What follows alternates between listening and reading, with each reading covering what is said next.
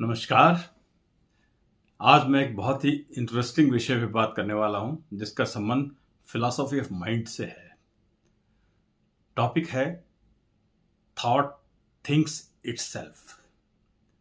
विचार स्वयं सोचते हैं।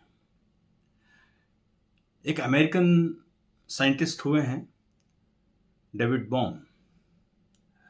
वास्तव में वो क्वांटम फिजिक्स के ऊपर भी उन्होंने काफ़ी काम किया है और उन्होंने न्यूरोसाइकोलॉजी और फिलॉसफी ऑफ माइंड पे भी काफ़ी काम किया है।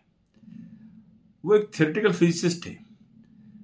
उनके द्वारा लिखी गई, उनके द्वारा बताई गई जितनी भी थ्योरीज हैं, जितनी बातें हैं, उनमें एक बात बड़ी इंटरेस्टिंग निकल के आई कि विचार अपने आप में एक ऐसी एंटिटी है जो पूरे थिंकिंग प्रोसेस के अंदर जब विचारों का उत्पन्न होना शुरू हो जाता है तो विचार ऐसे महसूस करते हैं जैसे कि सोचने वाला कोई और है, जैसे कोई थिंकर अलग से है पैरेलल आपके मस्तिष्क में, और ऐसी फीलिंग आती है कि पूरे थिंकिंग प्रोसेस को वह थिंकर चला रहा है।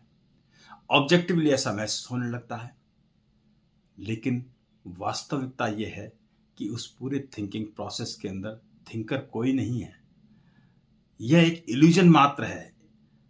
यह पूरा थिंकिंग प्रोसेस थॉट द्वारा ही चलाया जा रहा है, और ये थॉट द्वारा चलाए जाने वाला जो प्रोसेस है वो आधार है, क्योंकि वही परसेप्शन को बनाता है। वह परसेप्शन ही वास्तव के अंदर आपके बिलीफ को बनाते हैं। वो बिलीफ ही वास्तव के अंदर आपकी रियलिटी को बनाते हैं।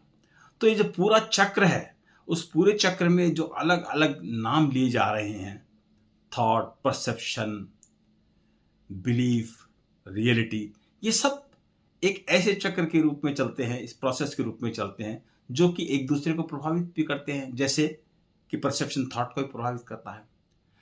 और इस पूरी प्रक्रिया के अंदर अगर हम देखें तो इस प्रोसेस में थॉट एक ऐसा एक्टिव एलिमेंट है जो अपने आप में एक बहुत महत्वपूर्ण होते हुए भी एक सेपरेट एंटिटी के रूप में इस प्रोसेस के अंदर थिंकिंग को उत्पन्न भी करता है और आपको इसमें एक अलग थिंकर होने की अनुभूति प्रदान करता है। यह अनुभूति आपके द्वारा आपके मैटर और रियलिटी के परसेप्शन को इफेक्ट करती है।